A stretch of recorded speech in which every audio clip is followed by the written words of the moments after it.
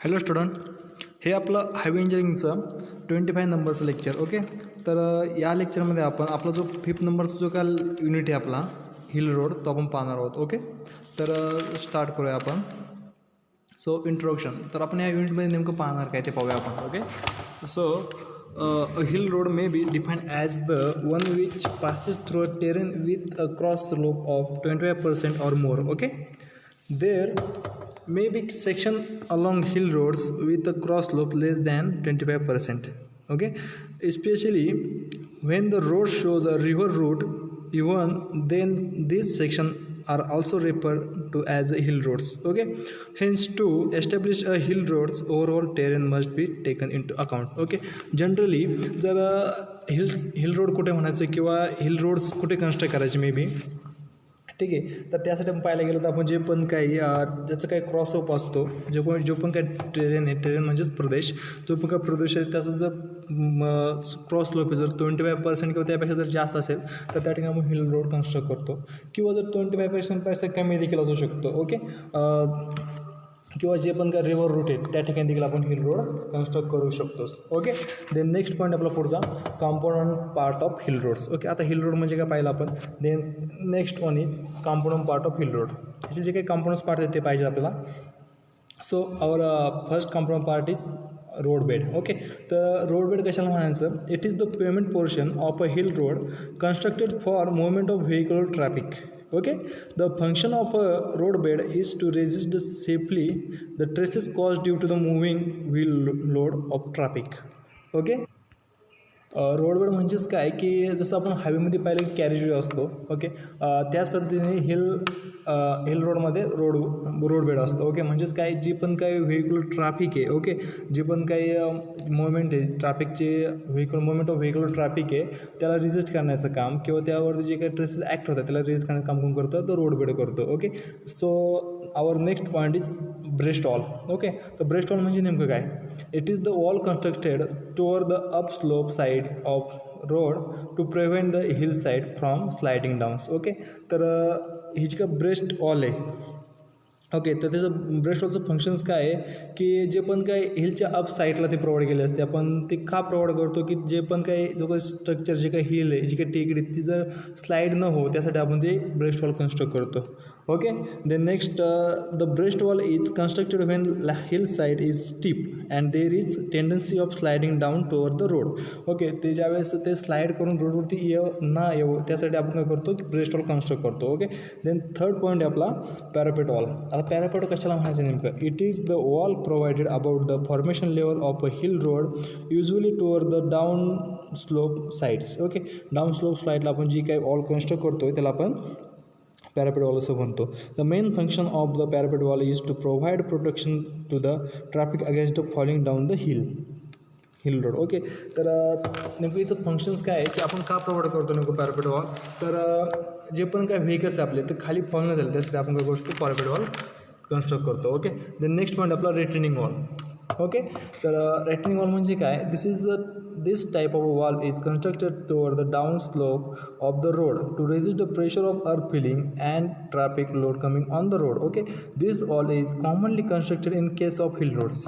Okay, when the latter is to be constructed partly in cutting and partly in embankment or fully in embankment. Okay, the retaining wall can be constructed with the stone masonry, brick masonry or cement concrete. Dry stone masonry retaining wall are of the simplest form, okay, and are therefore commonly constructed along the hill roads. The height of dry stone retaining wall restricted up to 6 meter and are of more than 6 meter than 3 courses. Okay, are provided in suitable layer. तर हे जी काय returning wall असते तर आपण ती down साईडला provide करतो. तर ही जी एकदम कटिंगमध्ये प्रोव्हाइड करू शकतो किंवा एम्बॅकमेंटमध्ये प्रोव्हाइड करू शकतो किंवा पार्टली कटिंगमध्ये किंवा पार्टली एम्बॅकमेंट देखील प्रोव्हाइड करू शकतो.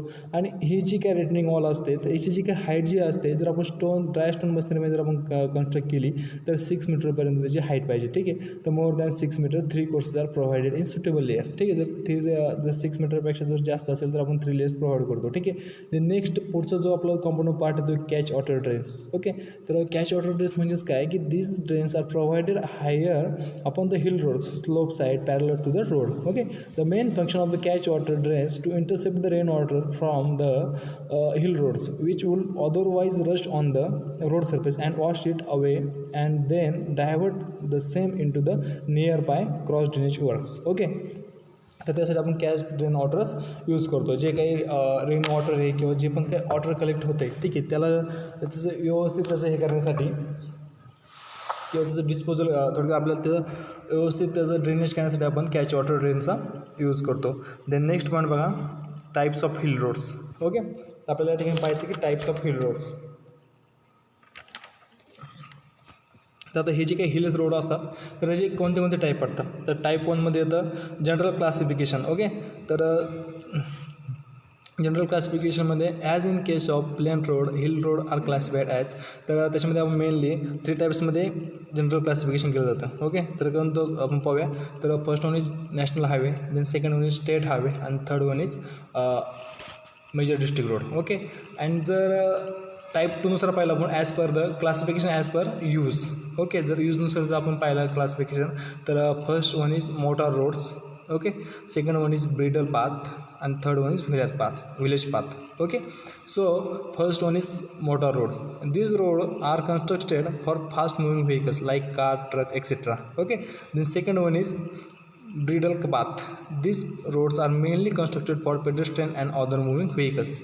Then third one is village path. Okay, on tracks for the movement of cattle and pedestrian. This road is constructed to connect the village and other working places. Okay, these are the types of hill roads. Next one is types of curves in hill roads. आता आपण तर हे पाहिलं types of hill roads पाहिले, त्यानंतर types of curve, कोणत्या कोणत्या टाईपचे कर्व जे आपण तर हिल रोडमध्ये यूज करतो. ओके, सो त्यातला जो फर्स्ट जो कर्व आहे आपला तो हेअरपिन बेंड कर्व. ओके, तर हेअरपिन कर्व्स ते पाहूया आपण.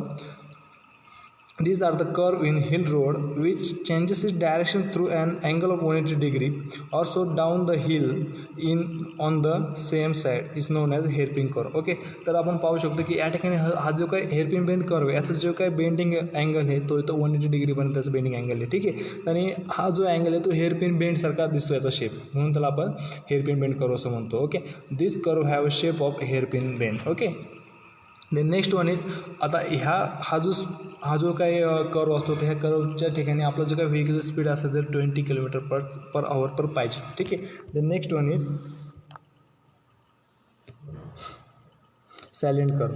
Okay, next one is salient curve. These are the curves having their convexity on the outer edge of the hill roads are called as salient curves. Okay, the center of curvature of a salient curve lies toward the hillside. Okay, this type of curve occur in the road length constructed on the bridge of a hill. The bend so formed at the salient curve in a hill roads are known as a corner bend. Okay, salient curve are very dangerous for fast moving traffic. At such a curve or at the corner bend, the portion of projecting hillside is usually cut down to improve the visibility. Okay, the outer edge of the road at such a curve is essentially provided with a parapet wall for the protection of the vehicle from falling down the hill slopes.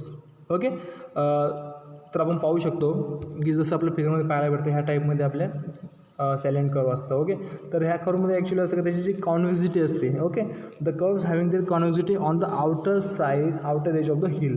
Okay, तर या पद्धतीने आपले silent curve असते. Then next आपले जो next जो type आहे आपला कर्वचा तो रिएंट्रंट कर्व. ओके, तर रिएंट्रंट कर्व म्हणजेच काय नेमकं, the curve having their convexity on the inner edge of the hill road are called as reentrant curve.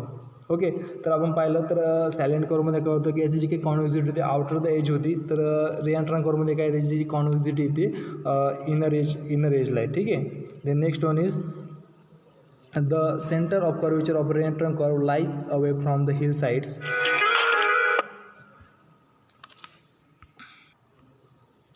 This type of curve occur in the road length constructed in the valley of a hill. These curves are less dangerous as they provide adequate visibility to the fast moving traffic. Okay, at such a curve the parapet wall is provided only for safety of moving fast moving traffic.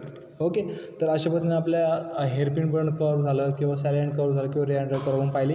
त्यानंतर then next इथून पुढचं आपला जो काही syllabus बाकी आहे तो आपण नेक्स्ट लेक्चरमध्ये पाहूया. ठीक आहे, ड्रेनेज स्ट्रक्चर झालं किंवा सॅड ट्रेन झालं आपण नेक्स्ट लेक्चरमध्ये पाहूया. So thank you so much.